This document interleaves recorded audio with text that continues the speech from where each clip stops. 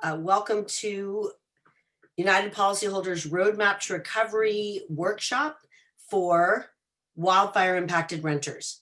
And our primary focus today will be the claims that have come since the 2020 California wildfires. So that will be the ones that hit that are called the lightning complex fires and the glass fire and possibly even the bobcat fire. So this webinar is for anyone who is a renter and has renter's insurance and has had some kind of a loss due to any of the wildfires that have happened this year.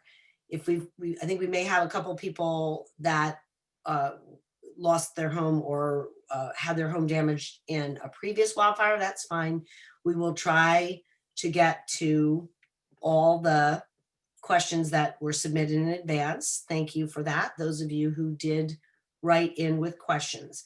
And for those of you who need clarification, when I get to the end of the slides that we're going to be presenting today, you can use, actually you don't have to wait till the end. You can use the Q&A, the question and answer box that you will see on your screen.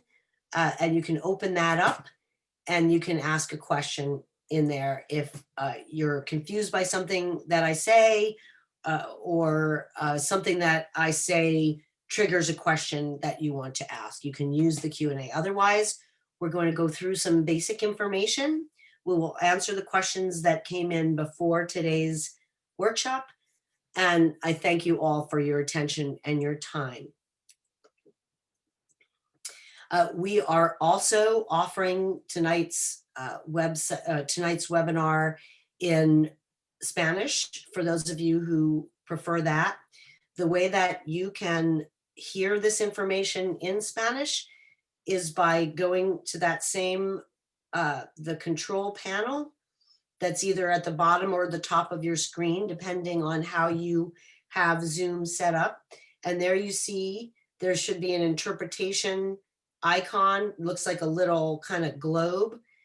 You click on that and then you pick Spanish and you will hear the presentation in Spanish. If you want to hear it in English, same thing. You go to the interpretation globe and you click English. You probably, if you use Zoom and English is your first language, you probably don't need to do anything. But if you're having trouble hearing, that's where you want to go to set the sound for the program. So that's the way it will look, and you just click on either English or Spanish. So we, who's we? United Policyholders is a nonprofit organization like the Red Cross or like the Sierra Club. We are a not-for-profit business. We are here to help you as somebody who has bought insurance and needs that insurance, and you are the community that we serve. Policyholders is a fancy way of saying somebody who buys insurance. We have been helping disaster survivors and advocating for insurance consumers for almost 30 years. So we've been doing this work that we're bringing to you tonight, this afternoon, since 1991, mostly in wildfire areas, all over the country and all over California. We're not for profit, not for sale. We don't sell insurance, and we are funded by donations and grants. We don't accept funding from insurance companies because it's important that we have an independent voice and we be able to give you the straight scoop, the real deal in plain language, and with no advertising or spin. So we are trusted and respected across the country. And we have what is Team Up. We call ourselves Team Up. That's our professional staff. That's me, our staff attorney, Mark Dillman, who will be helping out today. Val Brown, who's also on the call to help. There's Mark. And then we have our government and nonprofit partners, and we have volunteers. Our volunteers include previous catastrophic loss survivors. A lot of people don't like the word victim, so we use the word survivor when we're talking about a person or a household or a business that has been impacted by a catastrophic loss, a disaster. So when I'm talking about catastrophic loss survivors, I'm talking about you. If you have dialed in because you've had a personal experience and you are looking for information. So in our team, on our team, are people like you who had something bad happen, learned how to use insurance, learned how to navigate the process, appreciated the work we do, and then became volunteers with us to pass on, pay forward the lessons that they learned through their experience so that people who are now on the road to recovery that you are on could benefit from the lessons that they learned. So we combine their wisdom with our professional staff, the wisdom of our partners, and then our volunteers who are consumer-oriented professionals, meaning they're professionals that you can pay, you can hire, but they don't typically work for insurance companies. They work for you, the consumer. So they are oriented to helping you. That is where their hearts and minds tend to fall, is I want to help the person who's had the loss. And so a lot of those type professionals are volunteers with our organization. Some of them are damage and repair estimators. Some of them are lawyers. Some of them are public adjusters. Some of them are CPAs, tax experts, financial planners. Some of them are in real estate or construction. But what they all have in common is the desire, the intention to be helpful to people in your situation. So we take their information, our information, and we bring it to you. And one way we do that is online at our website. So that's the library that we have set up for the 2020 wildfires. You will find way more information there than you will be able to use. But hopefully you will find everything that you need if any problems come up for you in collecting the money that you're entitled to from your renter's insurance. You'll find links, you will find sample letters, and you will find tips on how to be your own best advocate, to be treated fairly by your insurance company and collect all the money that they owe you. This is a book that I helped write, and a lot of people find it very useful for recovering from a loss. I want to thank the foundations that are helping us be here for you. And these are the ones that are currently funding our 2020 wildfire recovery work. We also have partners. So if you live in one of these counties, Napa, Sonoma, Santa Cruz, we are working with the officials in your area to help you. And the California Department of Insurance is one of our very important partners.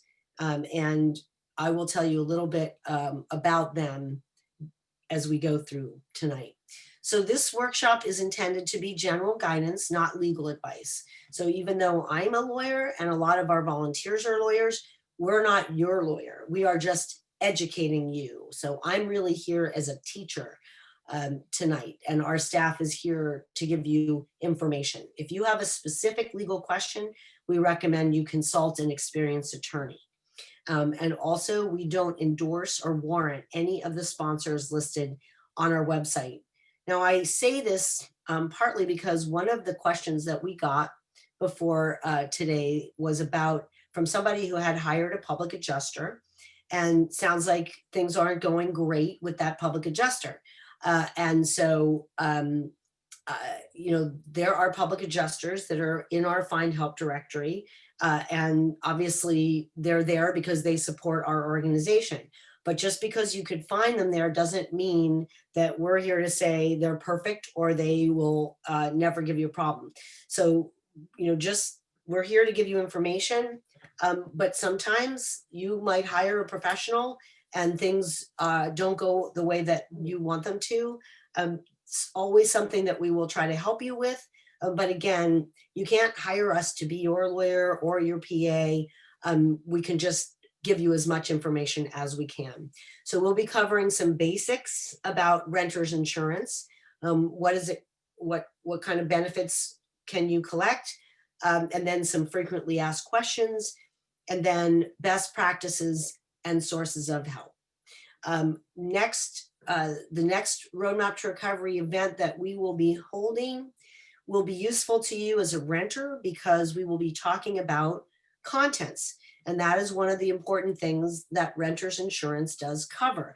Contents is everything that would fall out of that house or apartment if somebody turned it upside down. So all your clothes, all your furniture, all the stuff in your kitchen and your medicine cabinet, anything that furniture that is not attached to the walls, that's your content. So if you want to dig a little deeper after tonight, you can tune in October 29th at 4:00 for another workshop just on that. And to do that, you can sign up the same way you signed up for today. That's the website link for you to sign on. That's me. I'm a consumer advocate through and through. I've been doing this work for many years.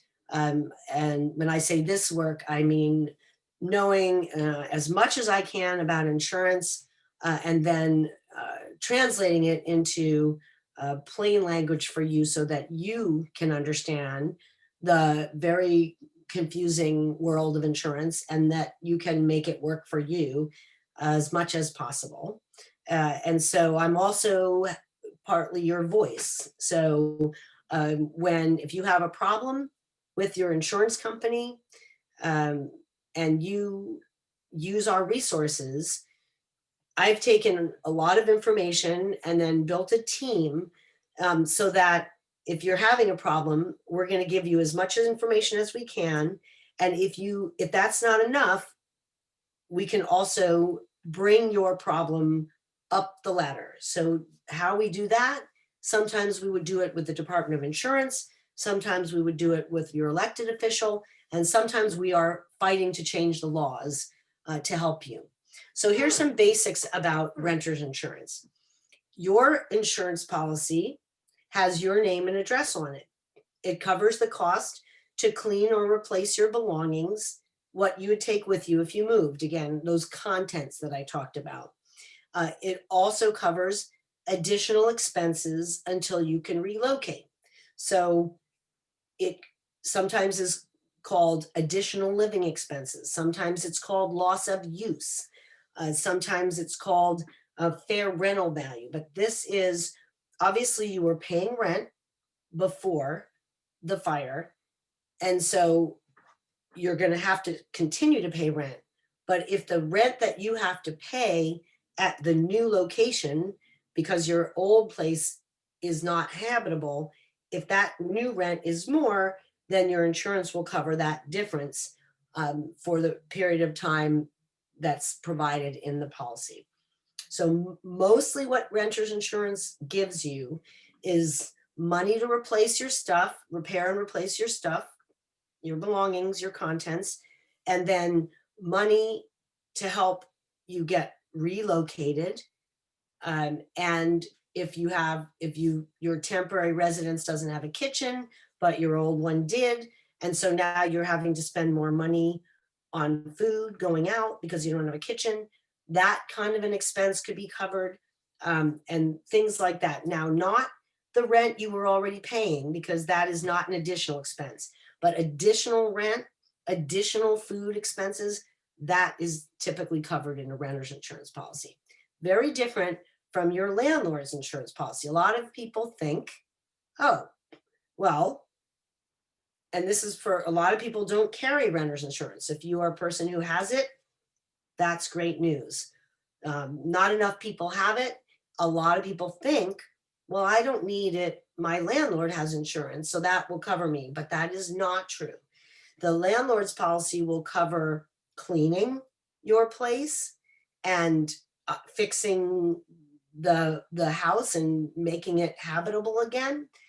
But your possessions are covered by your insurance, and your landlord's policy typically is not going to cover those things, with some exceptions. If you're a condo owner, those policies look a little different, just like a renter's insurance policy looks a little different from a home policy. A condo policy looks a little different as well, but similar. So if you have a condo, you own a condo, you should have a unit owner's policy. And it's kind of similar to a renter's policy because it only covers what's inside, and then your additional expenses due to losing the use of it. It doesn't cover fixing the walls, the exterior walls, or the roof, and that sort of thing. That will be covered in your condo association's master policy. And I don't think we have any condo owners on this, but just in case, there are two main types of condo insurance policies, all in and bare walls. And it does depend on what your homeowner association policy looks like as to whether it's bare walls or interior walls. So where do you start? You want to get a copy of your policy in writing, and email is fine. Email counts. And we suggest making a working copy so that you have one that's clean and one that you can highlight and write notes on. Many insurers now have a website where you can log on and access your policy immediately just by registering and logging into their website. And they may also have an app for you to do that. So by now, I hope that you do have a copy of your policy, but if you're having trouble getting that renter's policy, either from the agent or the company, or you can't remember, if the policy was, you don't even have it, you can't remember the name, the Department of Insurance can help you dig that up and figure that out. Although for most people, if you don't have the record, you can go into your credit card statement or your bank statement and find your last payment. And that will help you remember who your insurance is with. So once you get that policy, you want to notify the insurance company, open a claim. And all that means is you just tell them, I'm filing a claim.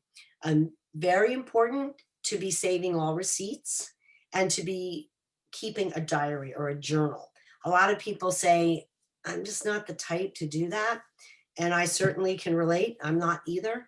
But when you've had your life turned upside down because of a disaster, one of the best ways to help yourself stay on track is to keep a journal, keep a diary, where you write in every day who you talked to, what they said, if there are open questions about where you're going to relocate and how long, just keep notes of those things. And then certainly use that journal or diary to keep track of your communications with the insurance company. So, day one would be whatever day that you notified the insurance company that you were opening a claim. You want to document that day. When did you notify them? When did this thing start? Okay. Obviously, the day that you found out your place was damaged or destroyed, but it's important to know when you opened your claim. So you're going to keep that journal and keep that record, and also keep notes on your communications with your landlord as well. You're obviously going to need to coordinate with them to have the building cleaned. And then there may be some question about your contents. Obviously, the best thing is to have your landlord take care of it all for you, but most landlords won't do that. And you will need to have your insurance company deal with the taking out the contents that were damaged or destroyed, either getting them cleaned and restored, or then paying you so that you can replace them. And it really does depend on your relationship with your landlord in terms of cleaning your stuff, particularly appliances. You want to make sure that the landlord is being diligent to restore your living unit to a safe and habitable condition.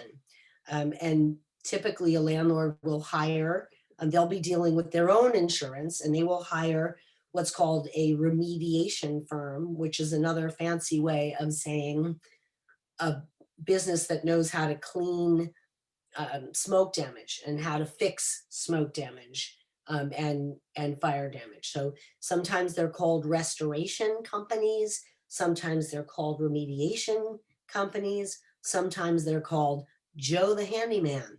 But the main thing is that you not feel pressured to move into or back into a rental unit that hasn't been properly cleaned. A paper trail is really essential for all these things because you need continuity. On a renter's claim, you may deal with only one adjuster, or you may have more than one as they rotate. But it's very important that you keep things clean and that there be a record, meaning that's that diary, that journal. So when you open your claim, just write down the name of the adjuster once they get assigned, their phone number so you know how to find them. And then when you, not just in your journal, but when you're communicating with the insurance company and the adjuster, it's really useful to do it in writing so that there is a nice clean history of how things are going and what tasks have been done and what things still need to get done.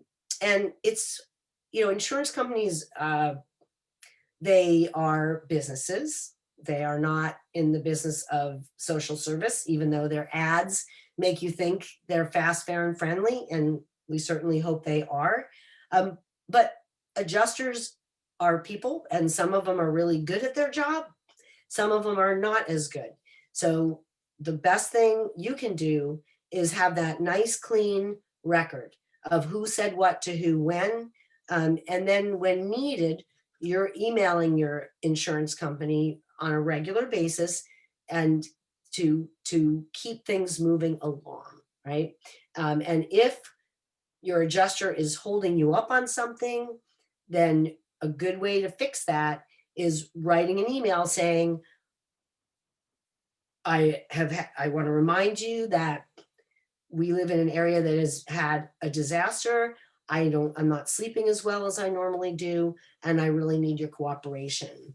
And it's good to do that now and then in writing, because it reminds a busy adjuster that they need to take care of you.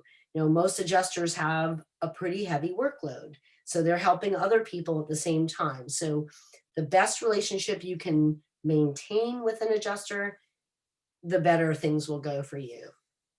And then reminding the adjuster that you only have so much control over how quickly you can either get back into your rental if it was damaged, or find a new rental if it's been destroyed, if your rental is destroyed.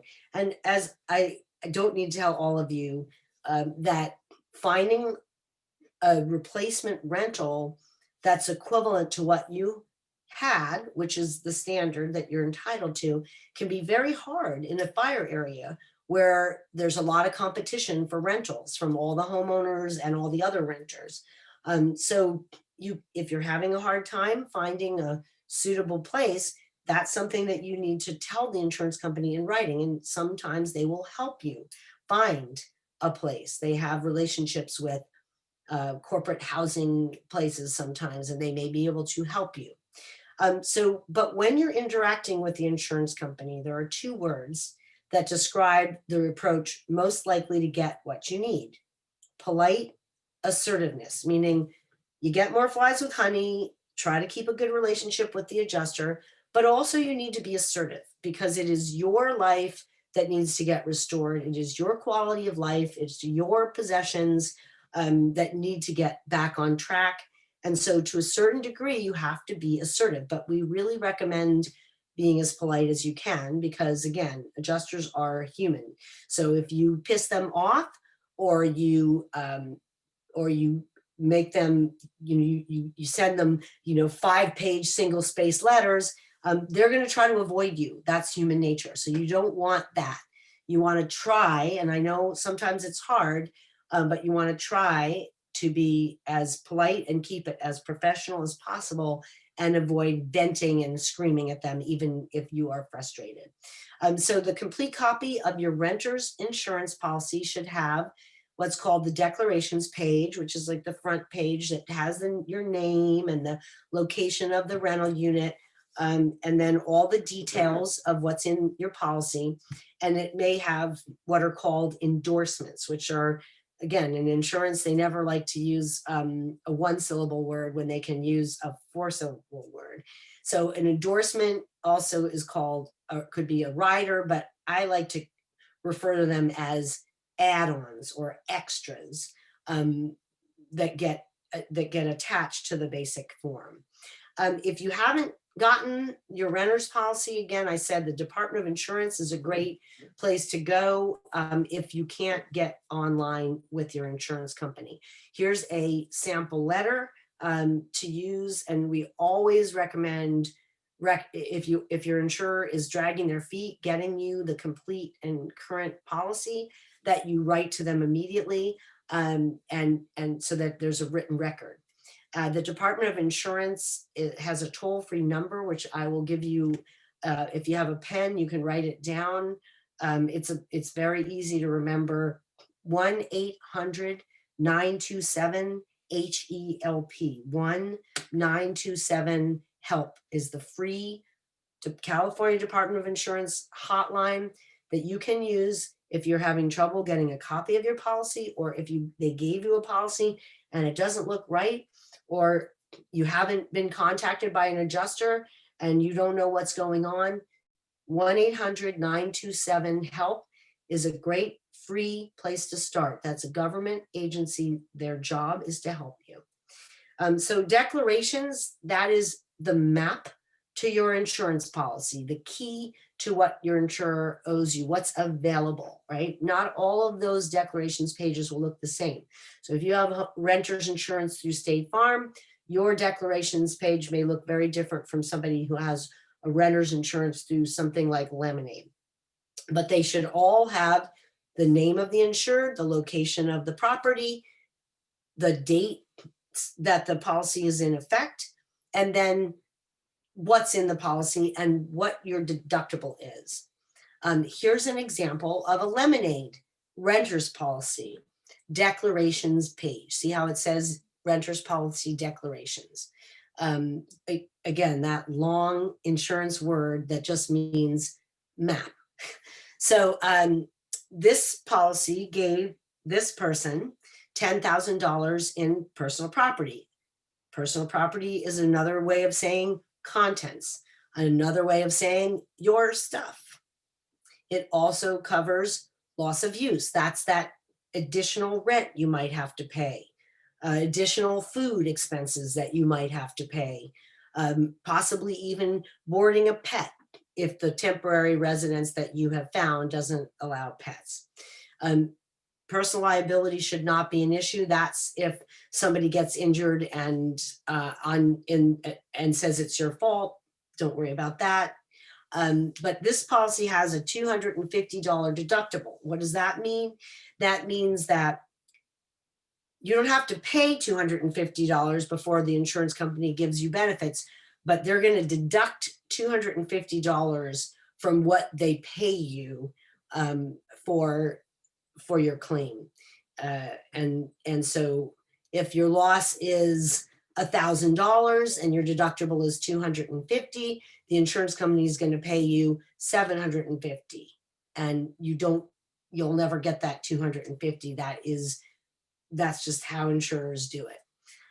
Okay, there are some coverages though that aren't subject to the deductible. So you got to read your policy to make sure that the deductible, that sometimes ALE gets paid first dollar without the deductible. So if that's a good thing. And if you have that, then you won't be out that deductible, the $250 or whatever it is. Here's a traveler's renter's policy. They call this a tenant policy. And you can see the name of the company. You can see we've blacked out the addresses. This person also has a little more than $10,000 in personal property, which you now know is contents or stuff. Loss of use, similar, actually less than what was in that other policy. The other one sample had 9,000, this one has 3,000. This deductible in this example, I can't, hang on a second, let me move that, is 500. So this deductible is 500, same deal. You want to see whether that deductible applies to everything. It looks like it does, all perils, but you still want to look in the policy to see if the additional living expense, the temporary rent, loss of use is in fact subject to the deductible or not. So here you've got those comparisons that I just did between two policies. So yours may look like this or not, but this is sort of a typical looking policy on a rental. Okay, so personal property. Sometimes people say, you know, I had I lived in a rental unit and my landlord let me store my bicycle in his garage. Then you can put a claim in for your destroyed bicycle under your policy, even though it wasn't physically in your rental unit. And so this is basically what's covered. Your stuff that you own that got damaged or destroyed wherever it happened to be at the time of the fire. And so again, what is that? What do they cover? Your stuff, what you take with you if you moved. And we already looked at what the limits might be on your deck page. Hopefully it's going to be enough. It may not be. So you can ask for a cash advance, especially if your unit was completely destroyed. That would be a total loss. All your stuff is gone. And you can ask your insurance company to pay you that limit of, if you, let's say this was your policy and everything that you had is gone, all your personal property, you can write your insurance company and say, please pay my full 10,000 or 10,300, whatever it might be, because everything I have is gone and there should be no reason for me to itemize everything and give you a list and go through all that hassle. Now, your insurance company is not legally forced to give you that advance, but they very well may do it. And the insurance commissioner who runs that California Department of Insurance has asked all insurance companies after the recent fires to give people cash advances so that you've got some money to work with. So both you can ask for a cash advance and you can also ask them to pay you your contents limits without you having to list and itemize them all. And we give you some samples of how you ask for that. You may find that your insurance policy has some sublimits that you didn't know about. That's pretty common. Typical sublimits, meaning that the insurance company says we're going to pay you a maximum of say 10,000 for all your stuff, but we're not going to pay you more than these sublimits for specific items.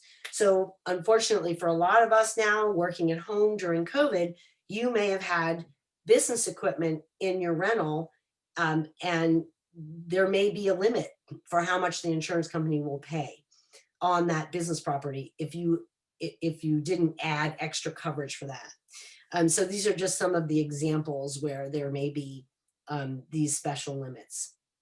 Okay, here's another example. You can see some of the things that insurance companies will limit how much they will pay for these items: furs, silverware, rugs, money, comic books, collections, that sort of thing. Items that are usually not covered would be items that are specifically insured elsewhere, meaning if you're lucky enough to have valuable art that somebody has in a gallery, or that you've lent to somebody and they have insurance on it. That's a pretty unusual situation. Animals, birds, and fish are generally not covered. To replace, different from boarding, but if you lost pets in the fire, I'm very sorry if that happened to you, but those items, replacing them wouldn't be covered in a typical policy. If you had subtenants or you have a roommate, their stuff is not going to be covered. I know if you were the responsible one who bought renter's insurance and your roommate didn't, your roommate may say, can't you just claim my stuff as yours? That's fraud, and we don't recommend it. So it's a little tough to say no in a situation like that. But if the insurance company gets wind of it or thinks that you're putting in a claim for things you didn't own, that's not a good situation for you. It's not worth it.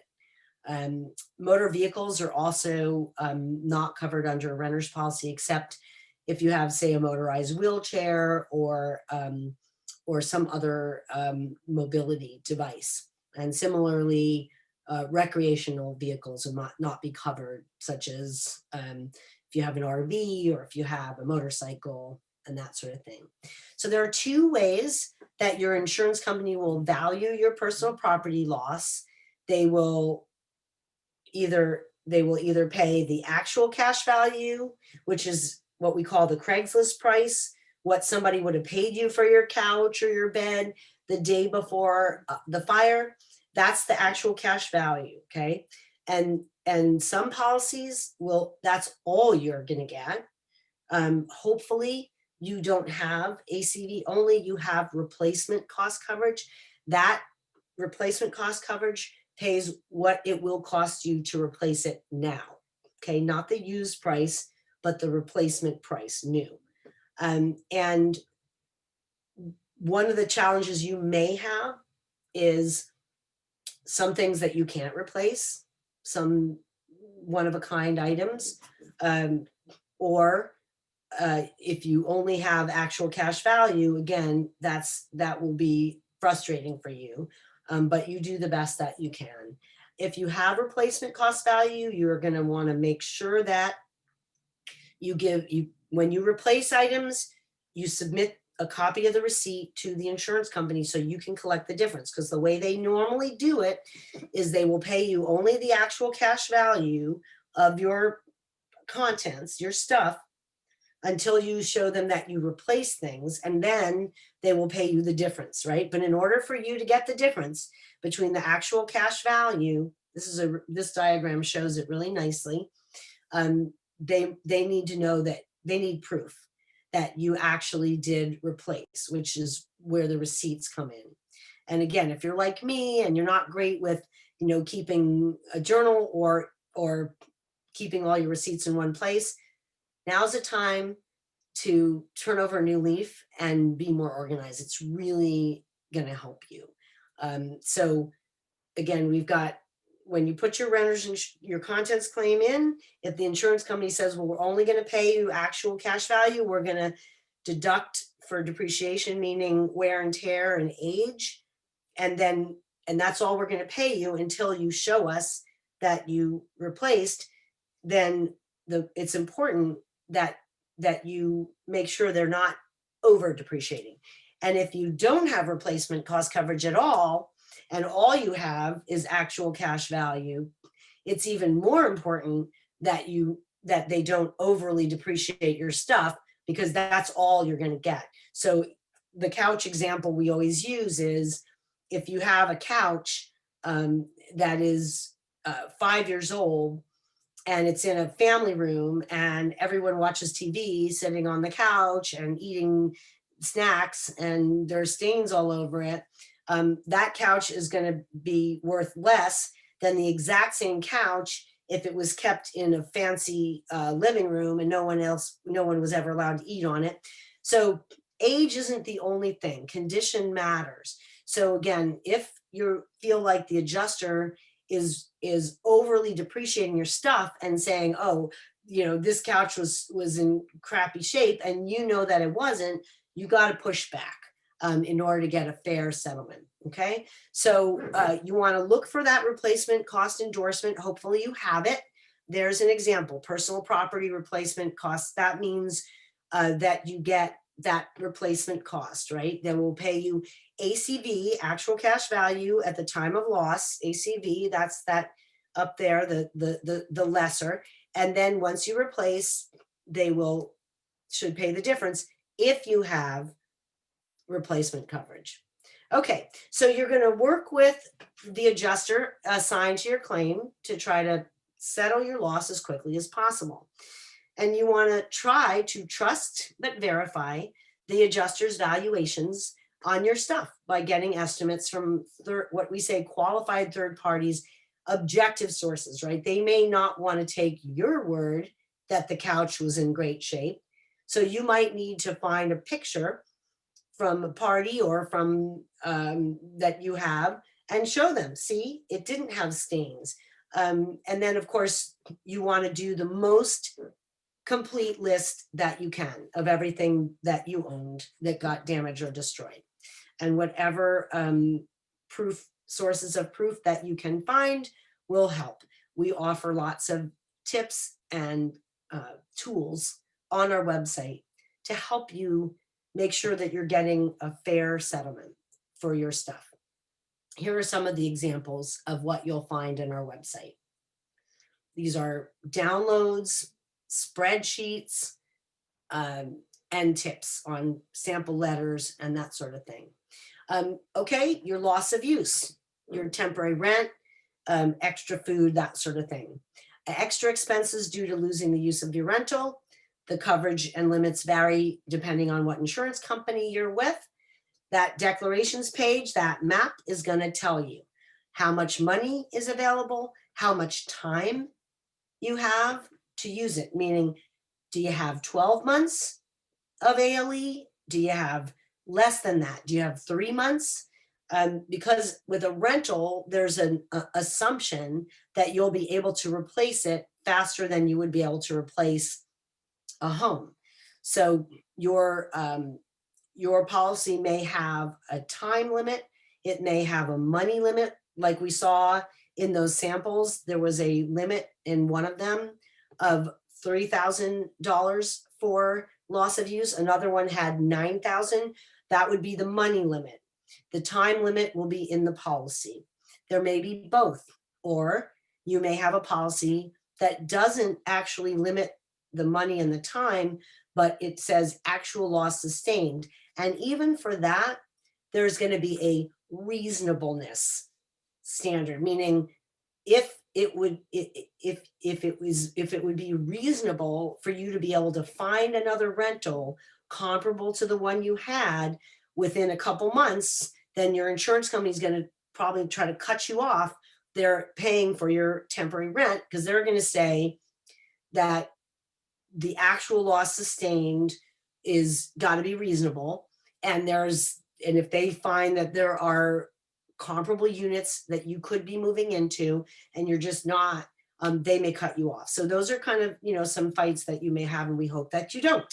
Again, we suggest you ask for an advance, or even better, just cash out. Renters insurance policies are not as generous as homeowners policies in terms of what they pay.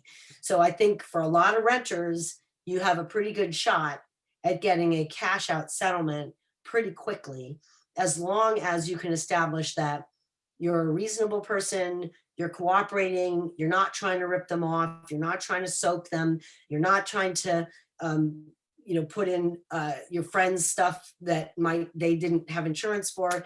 As long as you're straight and polite and assertive, you have a pretty good shot on a renter's claim at just cashing out and getting all the money that's available to you without a whole lot of delay. And this is where we're showing the comparison. This policy gave the 3,000 total max loss of use, this one 9,000, but we can't tell from looking at these how long that person, those policies gave for those benefits to be used, how long you had to stretch them, whether it was months or a year. Okay, so here is that standard I was talking about of reasonableness, right? So payment for loss of use in this policy is going to be limited to the least of the following, the least, all right? A, the time period required to repair or replace using due diligence and dispatch, meaning you can't, go and lie around by the pool and then complain, if you were lucky enough to have a pool to lie around by, you got to sort of stay on the case. Or if you permanently relocate, then the shortest time for your household to settle, meaning if there's available places that are comparable, then you got to get on it, right? Or 12 months. So the least of those three. So the max if your policy has this 12 months, this language would be 12 months, but that doesn't mean your insurer is going to pay your rent for all that time. They're going to want to know that you are being diligent to try to get into a replacement place. Okay. And here, no deductible applies to this protection. So in this policy, you wouldn't be out the $250 or the $500 for your temporary rent. Okay. So that money would be paid dollar for dollar. They will still probably apply a deductible to your stuff, but not to your temporary rent. Okay, so what are you owed on temporary rent? ALE, loss of use, all the same. You're allowed to, excuse me, maintain your standard of living. If you were renting a single family home, you're entitled to rent another one, same number of bedrooms, bathrooms, amenities. Again, if you're that lucky person who had a pool, I want to be friends with you. But seriously, if you had that, you would be entitled to rent a place that had a pool.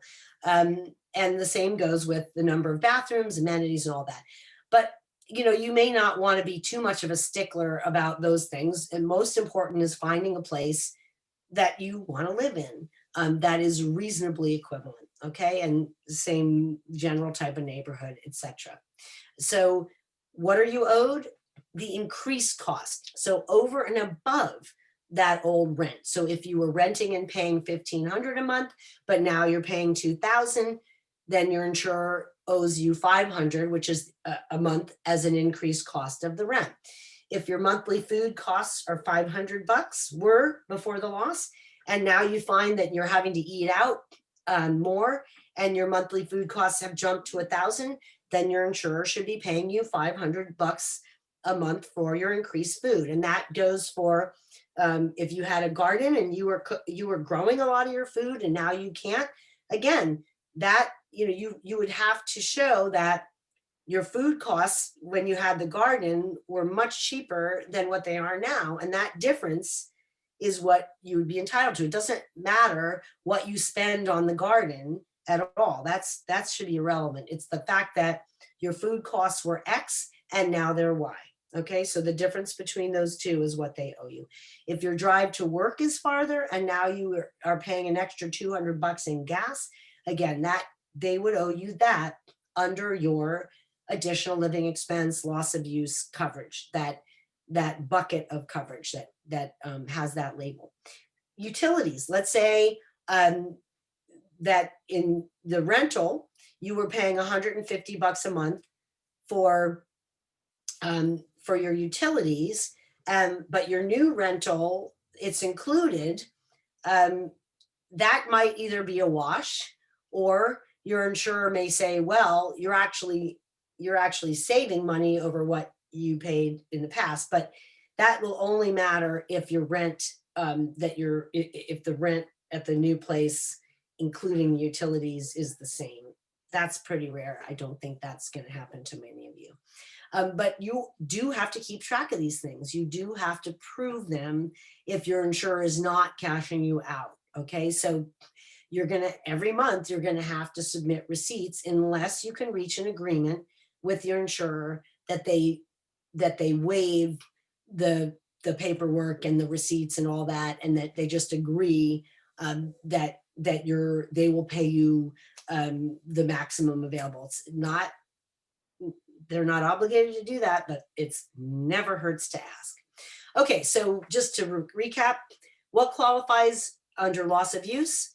Increased cost of rent, extra miles driven, new account setup fees for your temporary housing, photocopies and mailing expenses related to your claim, moving costs, pet boarding costs. And when you want to figure it out, you can go to our website and type in ALE and you'll get some good stuff from the search box, lists that people have given us of items that they got reimbursed for.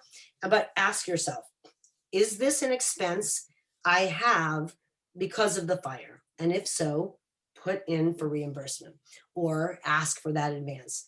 So keep up your paper trail, like we said earlier, so that there's a nice, clean history of how things have gone on your claim. And that way, if problems come up, then you have a record, okay? If your rental ended up not being damaged and you've sat through this whole thing just because of your evacuation expenses, thank you for your time, but you may only have 2 weeks of additional living expense coverage if your place is habitable and you can move back in. So it really just depends on your insurance policy. And people have been having trouble with this for sure, where their insurance company is trying to cut them off if after 2 weeks, if the residence premises was destroyed, was damaged, and people feel like my insurance company is pushing me to move back in and I can't, it's not safe. So if you're having that trouble, then you file a complaint with the Department of Insurance, 1-800-927-HELP. Here is a bulletin that the insurance commissioner put out because so many people were having trouble where their insurance companies were trying to cut off their policy benefits for their ALE, additional living expense, saying you can move back in. Well, the insurance commissioner knew that for a lot of people, that was not a safe approach, that there's still smoke damage and not a healthy environment. So he put this out, asking insurance companies to not cut people off. And so even though he didn't have the power to force them, he asked them, and you have this bulletin that you can use.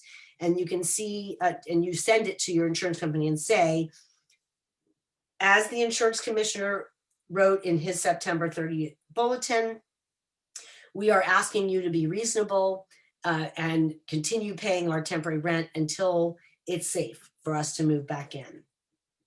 Okay, refrigerated products and food spoilage.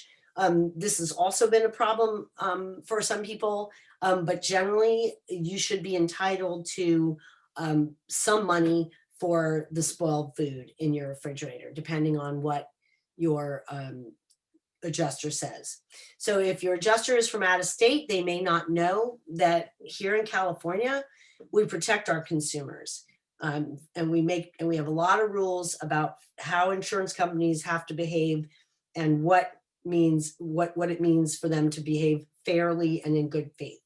So know that you're protected, but know that your adjuster may not know about all those protections. They're supposed to, but United Policyholders we're all about keeping it real for you. We're not here to sell you anything. We're here to tell you the scoop, right? The real scoop. So you may know more than the adjuster about the rules in California, and you may have to politely remind them that the Department of Insurance in this state protects consumers and is asking them not to cut people off on their ALE before it's safe for them to move back in. Okay. And then asking for that advance is something that you should do in writing. There are rules about how quickly insurance companies are supposed to respond when you send them a letter or make a request. And you can find those on our website. Basically, they're supposed to respond every time you email them or write to them or call them within 15 days. They are supposed to accept your claim within 40 days. But of course, what they have often claims take much longer than that. Hopefully yours won't. But what the insurance company will do is they'll just say, we need an extension, we need an extension.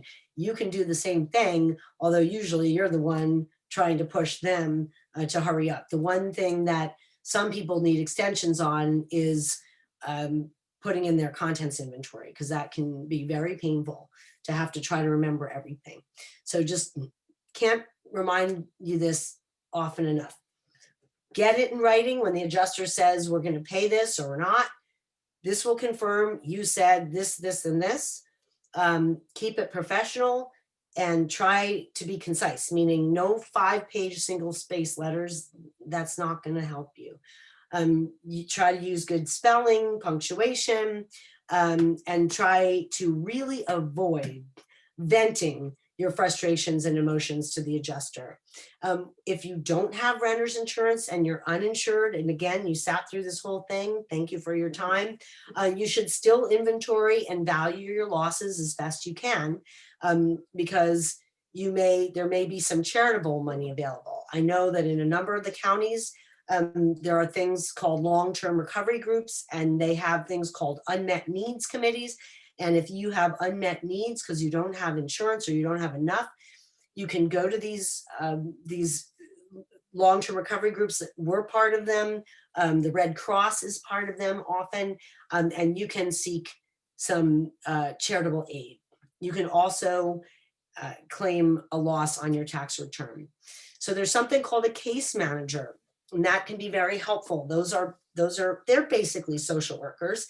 And they come in after disasters. Sometimes it takes a while for the funding to flow for case managers. But they already may be there. So you're going to want to call 211 in your region to find out whether there is a case manager or whether there's an unmet needs committee that you can apply to for help. Okay. Always register with FEMA no matter what. Even if your area hasn't yet been declared federal disaster. Okay, FEMA offers housing assistance and it is generally income related. So if you qualify, you can get some assistance through FEMA by registering with them. You can get an individual assistance grant if your income qualifies you.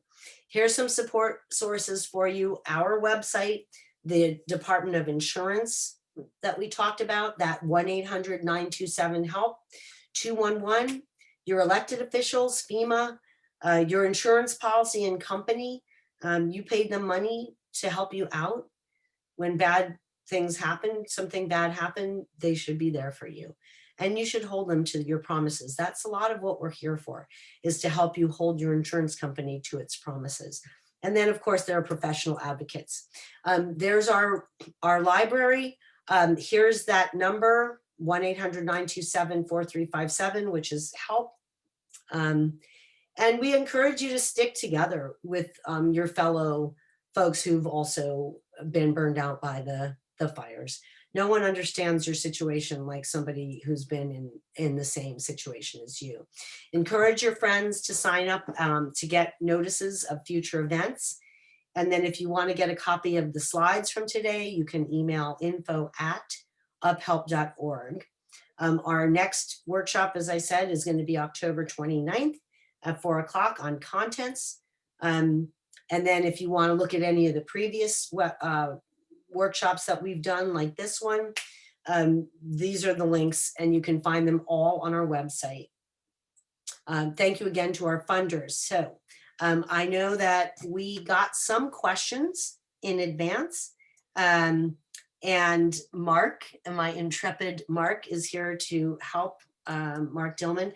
Looks like we don't have any new questions. So Mark, you want to walk us through the questions that we got before today's event?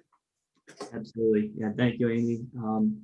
So let's see. So we're going to start here with Kim's question. But before I do, I see, Anna, that you're still on. And I apologize, Anna. I had some difficulty opening your email. So if you could submit your questions that you sent over in the Q&A tab on the bottom of your Zoom screen, that would be greatly appreciated. And we'll try and get to those as we close out here. So Kim submitted a question and said that she has turned in her content list of State Farm finally, and I do want to emphasize, I believe this is a Camp Fire survivor, not a 2020. Kim is curious on how to handle when they have photographs of everything, but the smoke damage was so severe they did not agree with cleaning and going through the process when they lived far away and were injured.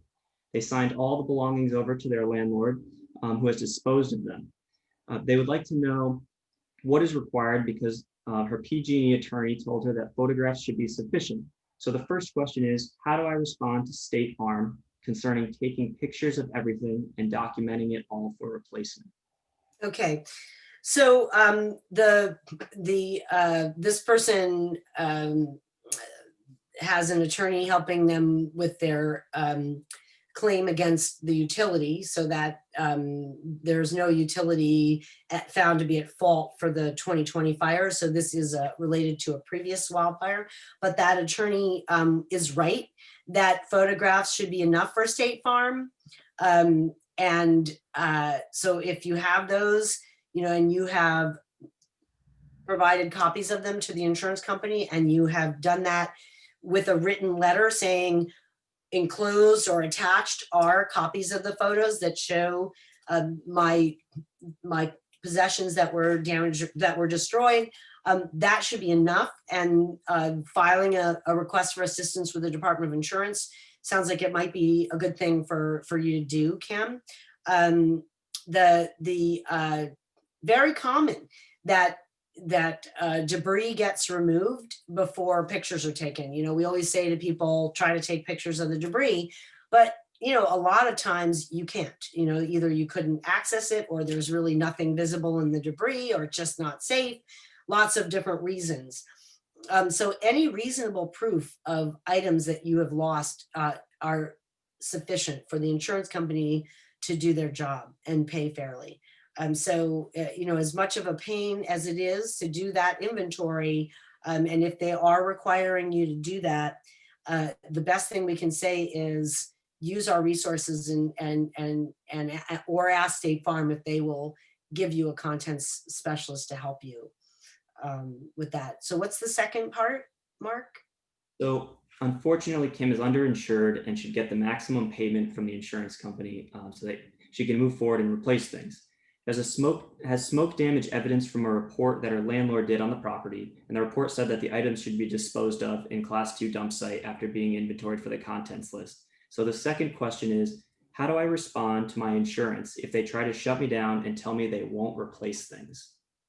Well, that they don't have the right to do that. So this is kind of a basic, you've got to be the squeaky wheel that gets paid. And if they are not respecting you or not treating you fairly, and you have, well, of course, first we say document that in writing. Say, this will confirm. You write to the company and you say, this will confirm that on such and such a date, this is why we tell you to keep a diary. I sent you a list of my stuff, or I made myself available to meet with you and tell you everything that I had or work with you, and you are still refusing to pay my claim fairly. That's that's the first step. The second step is you file a free complaint request for assistance with the Department of Insurance. You can do it online. You can do it by phone at that number I've given you 3 times, and then get that in process. The Department of Insurance has authority over insurance companies. So when they get your complaint, they will then say to the insurance company, all right, what's your side of the story? And if the insurance company side of the story is lame, then the department will say, you need to pay this. If that doesn't happen, or you're not getting the kind of help you need, then you can try to get a professional, so a lawyer, for example. And depending on how much money is at stake, it might be worth it. But chances are, if you have documented your loss and you've presented them with the information on the valuation, and you use the Department of Insurance complaint process, your insurance company should stand up and do the right thing. And maybe if they don't, you already have a lawyer for the PG&E matter, maybe, that lawyer will have to help you with State Farm. So Mark, what's the next one? So Kim also was asking about ALE. State Farm claims the rental is habitable, but her landlord said it won't be ready for another couple weeks. He has not seen anybody or invited anybody to the property to assess whether it is habitable or not. She asked her landlord to write a letter and for State Farm to pay me until I find permanent place because recent fires have shied me away from moving back to Paradise. I would appreciate any advice you have in talking with my insurance company concerning these issues. So I think the most important advice is to show them that you're organized and educated, and that you're a united policyholder, meaning that you're not gonna that you're not gonna take it lying down. You're gonna get the benefits that you paid for, that you're entitled to. And in this situation, very often insurance companies, they're not going to take your word for it, right? They want to have a third party objective source, right? So you did the right thing asking your landlord to give you a letter, but if your landlord doesn't do it, you're going to need some other source. So it could either be, you might need to actually, if the landlord will tell you the name of the company that they're using for the cleaning, you can give that company a call and ask them to give you something in writing to confirm that their work is still in progress. So, the best thing would be getting your landlord to give you that letter. Second best, or actually just as good, is if you can get a cleaning company to give you that same letter. And good luck with that. It's a very common problem that we're hearing about a lot with insurance companies trying to rush people into moving back and or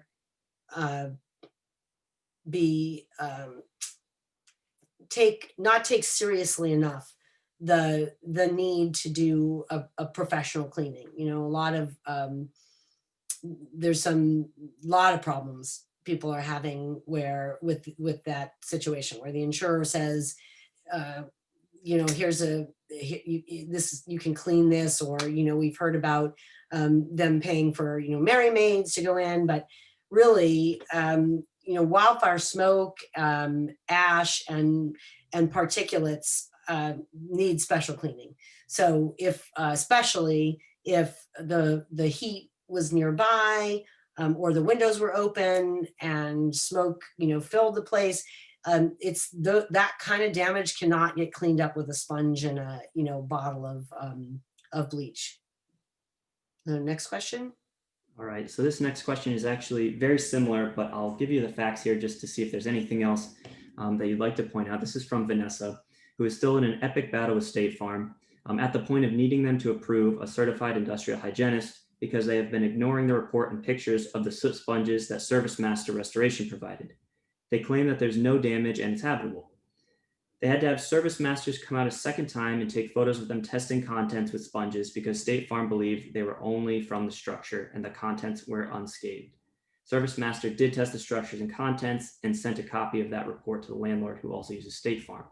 So the question is, can or how do I ensure my landlord will jump through the insurance hoops to have the structure cleaned or remediated?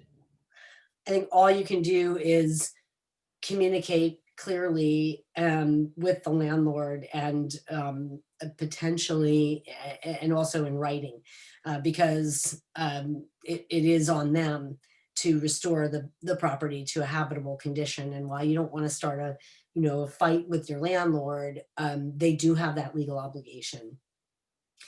Mark, if you have anything you want to add to that, feel free. No, I think that covers it well.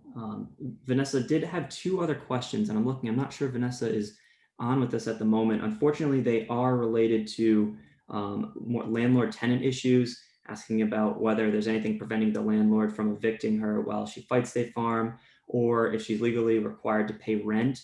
I'm not sure that we are going to be able to answer those questions, but should direct probably to a landlord-tenant attorney. I don't know if there's anything that you want to add in there, Amy, before I move on.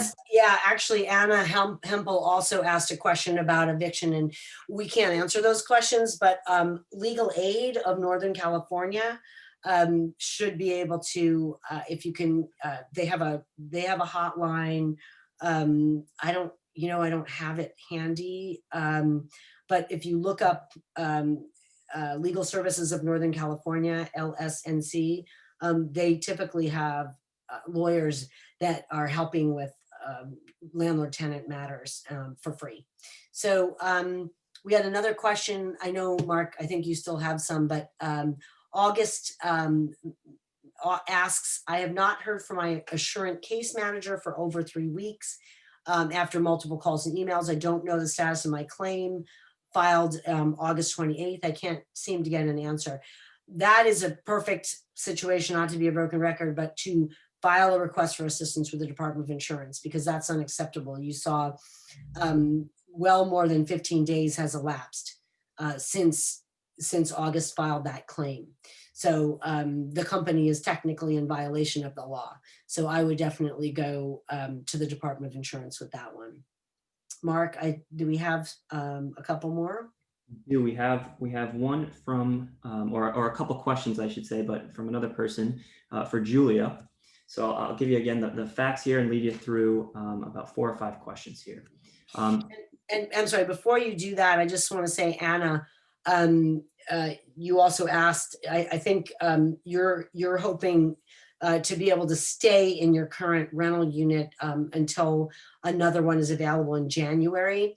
And I'm not sure who it is that wants to evict you. If that's a perfect situation where you would want to put in writing to the insurance company, I need my ALE payments to be extended because there's no comparable unit available now, but there will be one available in January. I'm being reasonable, I'm being diligent. I'm really only asking for another month and a half or whatever it is that, bridge in between, if that's the case.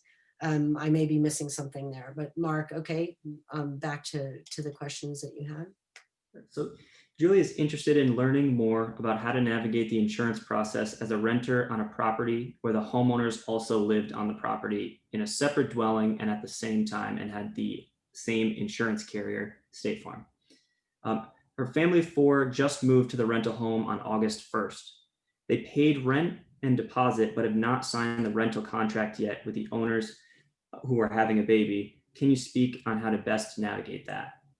Okay, well, I'm assuming that this person actually, they have their own renter's policy. So I think they said they're insured by the same company as the landlord. Mark, did you wanted to touch on the question of whether it matters that they hadn't actually signed the lease yet? Sure. So the default is usually, even if you do not have a written lease, the default is normally that lease will be month to month. Again, unless there's some other understanding by the parties or there was some verbal communication that the lease was going to be longer than that, but not more than a year. So even if you do not have a signed lease, but you do have renter's insurance, they will treat it as a month-to-month lease in most circumstances. And then you're, as a renter, you're the insured, you're the policyholder, and there really shouldn't be, with a wildfire situation, there's really not any relationship between your landlord's claim and your claim. If it was a different fire cause, let's say if an electrical fire caused the loss, and your landlord might have been at fault, that might sort of change the dynamic. But because it wasn't their fault, the landlord's fault, those are very much 2 separate claims, and you need to work yours through directly with your insurance company, even though it's the same one. Perfect. So Julie would also like advice on how to navigate the loss of use ALE portion of her policy. The night we evacuated, all hotels in our county were full. We ended up flying to a friend's residence in Hawaii, where we are still staying temporarily at this point. The question is, can our ALE cover our flight?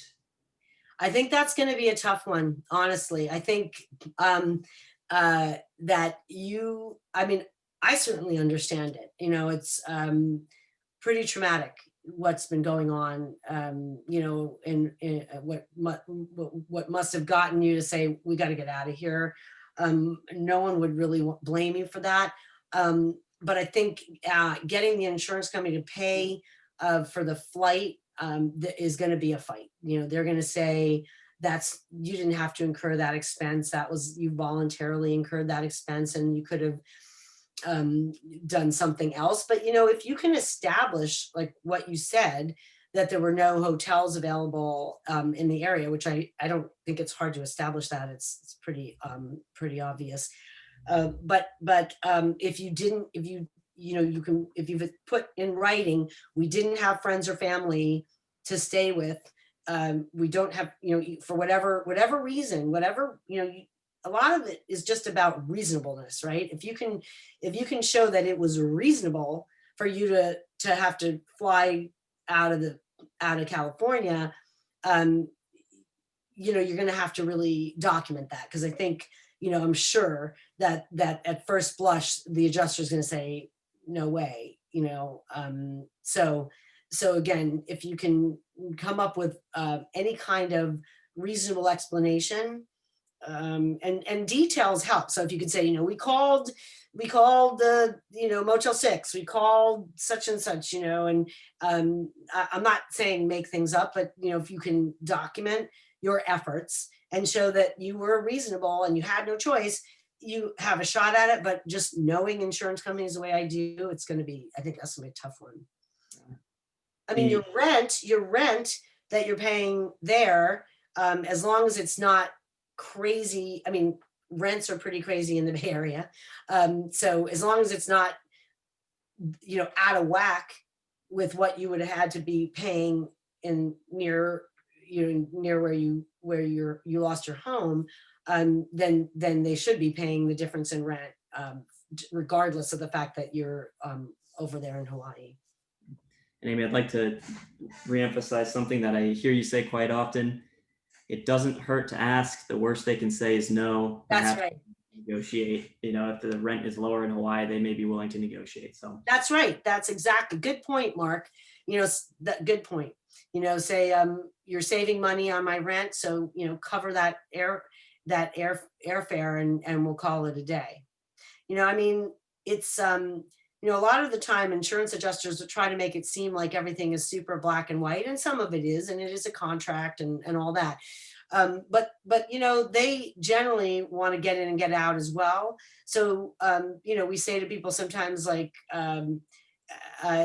with your ALE, if you would really rather, let's say you have $9,000 max ALE coverage, and you'd rather spend that money on a used RV and live in your RV until you figure out your next steps, there's no harm in asking the insurance company to say, that's what I want. That's how I want to replace my temporary housing for the time being.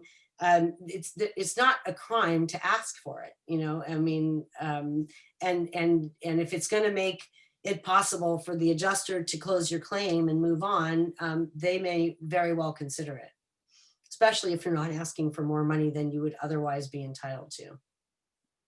So how about boarded pets with friends? Can they bill ALE for that cost? So this is a common one. People will stay with a friend or a relative and then say, gosh, I'd really like to compensate them, but the friend or relative isn't actually invoicing them or charging them money. And there's a couple ways to go about it. I mean, they can invoice you and charge you money, but then it has to be real. It can't be made up. But if you're actually not paying, then you'd have to get the cost. You got to get an estimate for what you would be spending on the pet boarding, and then give that to the insurance company and say, I can move my pet to this place, but it's going to cost you a lot less if you just give me some compensation that I can turn over to my friend to compensate them. Again, no harm in asking, as long as you're not trying to defraud them, and it's a reasonable ask, especially if it's going to save them money. It's always worth trying. So this next part, I think you alluded to earlier in the presentation, but I'll go in case you want to add anything else. About the garden? About the garden, yeah. The cost of living increased, and they had a garden on site. Will the add-on to our policy that covers landscaping, plants, installation costs up to 10% of our policy be able to pay out for our garden plants? I think if you have that coverage, you should put that in as a claim and just itemize it um, and and uh, and then put some sort of valuation on it based on um, either so if it's a vegetable producing garden, or the value of the plants, mature plants, again, the cost to replace them. You might have to go to a nursery and walk around and take pictures of the price tags of plants that look like the maturity of the ones you had. Again, it comes back to giving your insurance company good reasons to do what you want them to do, and giving them objective documentation, which they always really want. They don't want to just take your word for it that I had a mature, artichoke plant or what have you. They want you to send them, some sort of price quote from a nursery supply place for an artichoke plant. They just don't typically want to go just on your word. Great, and I think we just have one or two more in the actual Q&A. Kim had another question, had a bad experience with a PA who delayed the closure of the claim. She was not adequately represented, and I'm concerned that State Farm may use this against her. Wasn't able to work on her own claim until now, and really didn't have a direct line to communicate with her insurer. The question is, how do I stand up for myself that I have done my best? Yeah, well, you are standing up for yourself by by communicating with us, by being connected with us, and I really encourage you to open a request for assistance with the department. It breaks my heart when I hear about a public adjuster not doing their job. A good public adjuster is going to make your life easier, but a bad one is going to make the situation worse. And it sounds like this person might have had an adjuster that was not paying enough attention and doing their job. And that's really unfortunate, because it does give the insurance company an excuse if they were delaying. So I'd say at this point, I would definitely, we will be having a legal clinic on November 12th. We will get the information out. This might be the kind of thing where you would want a pro bono lawyer to help you straighten things out with the public adjuster. That could be something that the Department of Insurance would help you with, to make sure that you could get out of that relationship without them trying to take a cut of any more money that you get. But that is something that you may need a lawyer to help you with. But you start by restart a communication channel with the insurance company and say, I have, and don't, you can keep the public adjuster out of it. Just say, it has now been almost 2 years since my home was destroyed, and I am very much in need of your prompt attention and claim handling, and sort of try to kind of restart the clock with them. And if you can't get any help, the free request for assistance with the department. And then when we do our clinic, if you get word of it, which I hope you will, you can register and hopefully sit down with a lawyer to see if they can untangle the situation. All right, Amy, one final question we have, sort of on something that we've been touching on a couple of times, but here's a direct situation. If my insurance company is aware of the time until the rental is complete, can you ask for the ALE payments early until the rental property is promised to be available? You absolutely can, and you should. And I would suggest using the voluntary claim handling reforms and the Department of Insurance Bulletin that I showed you to say that the head honcho, you don't have to use those words, but the insurance commissioner is calling on insurance companies to be as helpful as they can in advancing payments for temporary rent, to make it easier for people who have suffered losses, and that you are asking for that accommodation in your situation, and that it is reasonable for them to do that. And then you explain why it's reasonable. So I think that's going to wrap us up. And I'm so grateful to Judy and to Annabella, our translators, and to the staff members that are here with us tonight. Val Brown, you can't see, Mark Tillman, you can't see, but you can see me. And we're so grateful that you are here with us. And we wish you all better health, better circumstances.